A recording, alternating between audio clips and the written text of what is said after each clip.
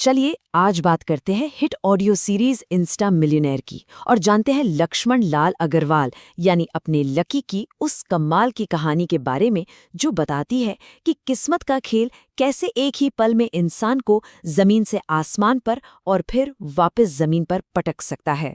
जरा सोचिए, क्या हो अगर एक ही रात में सब कुछ बदल जाए, आपकी पूरी दुनिया ही पलट जाए।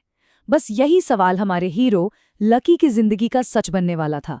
ये कहानी उस एक रात की है जिसमें दिल टूटना था, बेबसी थी और फिर एक ऐसा चौंकाने वाला मोड़ था जिसने सब कुछ बदल दिया। तो चलिए सबसे पहले मिलते हैं कहानी के मेन कैरेक्टर से, लक्ष्मण लाल अग्रवाल, जिसे प्यार से सब लकी बुलाते हैं।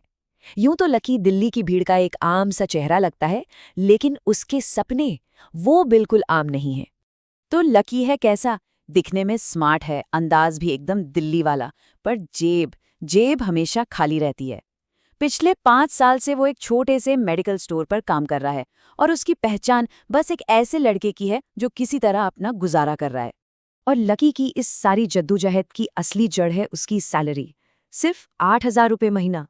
अब दिल्ली जैसे महंगे शहर में इतने से पैसों के साथ सपने देखना भी मतलब बड़ी हिम्मत की बात है। लेकिन इतनी तंगी के बाद भी लकी का एक छोटा सा बहुत ही रोमांटिक सपना है। वो बस अपनी गर्लफ्रेंड डिम्पल के साथ एक मोटर बाइक पर घूमना चाहता है। यही छोटा सा सपना उसके लिए दुनिया का सबसे बड़ा खजाना है। पर सीधे साधे सपने पर भी एक शर्त का बोझ है। डिम्पल उसे सीधा सीधा अल्टीमेटम दे देती है, और ये अल्टीमेटम कहानी में आने वाले तूफान की पहली आहट है। और बस यहीं से कहानी लेती है अपना पहला बड़ा टर्न। इसकी शुरुआत होती है एक मामूली सी डिलीवरी से, जो मामूली बिल्कुल नहीं थी, बल्कि लकी की जिंदगी को हमेशा के लिए बदलने वाली थी। तो सीन कुछ ऐसा है कि तेज बारिश हो रही है और अपने बॉस के कहने पर लकी उसकी बाइक लेकर एक ऑर्डर डिलीवर करने निकल पड़ता है। मंजिल है शहर का एक बड़ा होटल, जहां मल्होत्रा जी के बेटे को ऑर्डर देना है। लकी को जरा भी अंदाजा नहीं था कि उस दरवाजे के पीछे उसकी दुनिया उजड़ने का सामान इंतजार कर रहा है। अब जरा सोचिए उस लम्हे के बारे में। लकी दरवाजे पर खड़ा है और जैसे ही दरवाजा खुलता है, उसका दिल जैसे टूटकर बिखर जाता है। सामने उसकी गर्लफ्रेंड डिम्पल है, वो भी किसी और के साथ, अपने ही अमीर क्लासमेट राहुल के साथ। और जब लकी कुछ कहना चाहता है तो डिम्पल का जवाब आता है। ये शब्द लकी के दिल में किसी तीर की तरह लगते हैं, क्योंकि ये सीधा उसकी सबसे बड़ी दुखती रग पर वार थे, उसकी गरीबी पर।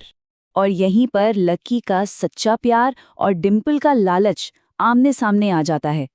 एक तरफ लकी था जो बेचारा सब सच मान बैठा था, और दूसरी तरफ थी डिम्पल की कड़वी हकीकत, जिसने लकी की 8,000 की सैलरी को एक झटके में बेरहमी से ठुकरा दिया। और ठीक उसी वक्त जब लकी को लग रहा था कि अब सब खत्म हो गया, कहानी में आता है एक ऐसा ट्विस्ट जिसकी किसी ने कल्पना भी नहीं की होगी। जब लगता है ना कि सारे दरवाजे बंद हो गए हैं, तभी किस्मत सबसे बड़ा दरवाजा खोल देती है। तस्वीर देखिए, लकी होटल के बाहर तेज बारिश में भीग रहा है, दिल टूटा हुआ, भविष्य एकदम धुंधला। वो बस आसमान को देख रहा है और अपनी किस्मत को कोस रहा है, और उसके आंसू बारिश में घुलते जा रहे हैं। और बस उसी लम्हे जब वो हिम्मत हार चुका था, उसकी फोन पर एक मैसेज आता है। एक ऐसा मैसेज जो उसकी पूरी दुनिया को, उसकी पूरी हकीकत को बदलने वाला था। और फिर सामने आता है वो सच जिस पर यकीन करना मुश्किल है।